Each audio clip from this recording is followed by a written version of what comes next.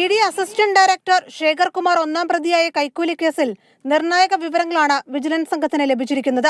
അറസ്റ്റിലായ chartered accountant Ranjith R വാര്യരുടെ ഡയറിയിൽ നിന്ന് ഇ.ഡി. സമൻസ് അയച്ചതുമായി ബന്ധപ്പെട്ട വിശദാംശങ്ങൾ വിജിലൻസ് സംഘം കണ്ടെത്തി. ഇതിൽ നിന്ന് തട്ടിപ്പിന് ഇരയാക്കേണ്ടവരെ കണ്ടെത്തുകയായിരുന്നുവെന്നാണ് പ്രാഥമിക നിഗമനം. ഓഫീസിൽ നിന്നും പിടിച്ചെടുത്ത രഞ്ജിത്ത് വാര്യരുടെ ഫോൺ, ലാപ്ടോപ്പ് എന്നിവ വിശദമായ പരിശോധനയ്ക്ക് അയച്ചിട്ടുണ്ട്. അന്വേഷണം പുരോഗമിക്കുകയാണെന്നും ഫോൺ കോളിലൂടെ ലഭിക്കുന്ന പരാതികൾ ഉൾപ്പെടെ വിശദമായി പരിശോധിക്കുമെന്നും വിജിലൻസ് SP ശശിധരൻ വ്യക്തമാക്കി. ഔദ്യോഗികമായി ഇ.ഡി. വിശദാംശങ്ങൾ ആവശ്യപ്പെട്ടിട്ടില്ലെന്നും SP കൂട്ടിച്ചേർത്തു. വളരെ വിശദമായി അന്വേഷിക്കേണ്ട കുറേ കാര്യങ്ങളുണ്ട്. അപ്പോൾ അതെല്ലാം ഞങ്ങൾ അതിൻ്റെ പ്രോസസ്സിലാണ്. ഞങ്ങൾക്ക് പിന്നെ വേറെ കുറച്ച് സൈബർ റിലേറ്റഡ് കാര്യങ്ങൾ നോക്കണം. അങ്ങനെ ഇറ്റ് ടേക്സ് ടൈം. ഫോണിലൂടെ ചില പരാതികൾ വരുന്നുണ്ട്, അത് നമുക്കൊന്നത് പരിശോധിക്കണം.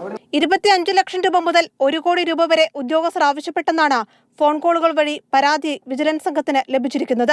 രേഖാമൂലം പരാതി ലഭിക്കാത്തതിനാൽ ഏത് രീതിയിൽ അന്വേഷണം മുന്നോട്ട് കൊണ്ടുപോകണമെന്നതാണ് വിജിലൻസ് പരിശോധിക്കുന്നത്.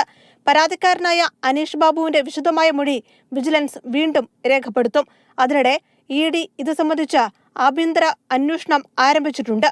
വിജിലൻസിന്റെ അന്വേഷണത്തിന് പിന്നാലെ ഇ.ഡി. ഉദ്യോഗസ്ഥർക്കെതിരായ പരാതികളുടെ എണ്ണത്തിലും വർധനവുണ്ട്.